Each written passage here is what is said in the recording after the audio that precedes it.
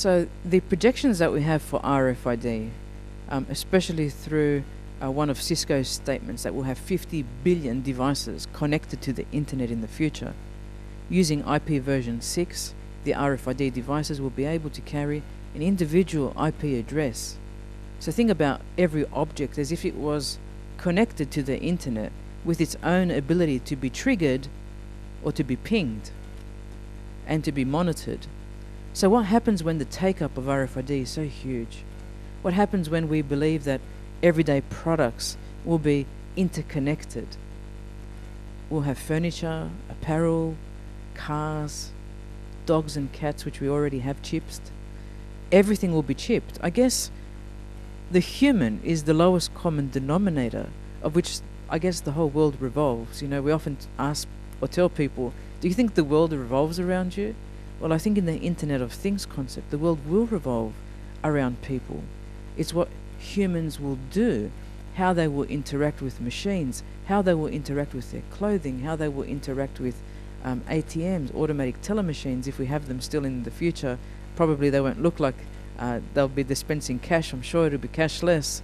But the question will be, everything will be connected to the internet. Everything will be triggerable. People will own things, and people move around, and they're also stationary. But these patterns of behavior will be extremely surveilled. And of course, it'll be in the name of services. You know, give us your data. We can build you better communities of service. We can make sure that when you're at the park with your kids, you have the right equipment. Or if there are a lot of you who congregate on a Saturday at this beach, we'll make sure there are amenities. So this notion of crowdsourcing, of open data, will be highly linked to the data collection regime, which RFID will be responsible for, if that trajectory is followed. So the catch cry from services and municipality governments and state governments and national federal governments will be, tell us more about yourself and we'll help you by making things better. And I guess that's the risk, that we believe these statements, because I actually do believe that there will be agents and constituents that will want to exploit this data for good. Of course they will. Already there are people talking about, if we introduced implants into each individual, wouldn't that reduce the carbon footprint? Of course it will. Initially, people will be automatically responding to turning lights off, turning heating off as they exit the room. There'll be a sustainable capacity. You know, I'll drive my car in my carpool because my implant told me that I arrive at work every day, you know, within 5 to 10 minutes with person X and Y around us.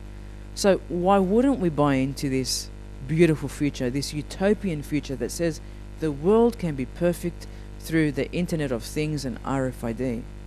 However, my prediction is, while this is all fresh and being touted as the greatest thing on earth, it won't take long for retrospective uses to come about. Uses that were not originally created for climate change, technologies that were not related to anything to do with the benefit of humanity.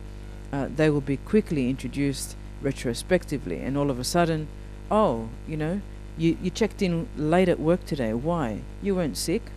You didn't drop off any kids. You were just sleeping in. Sorry, we'll have to penalize you a couple of points on your, you know, penalty or your surveilled chart. So when we start to get so controlled that we can't make choices about when we go to places or do things, or when we can relax and think, well, I can make a decision here, what is the lesser of two evils if I'm not feeling well, then potentially that implant that you're wearing may be triggered to say, well, you're feeling fine. Why aren't you at work?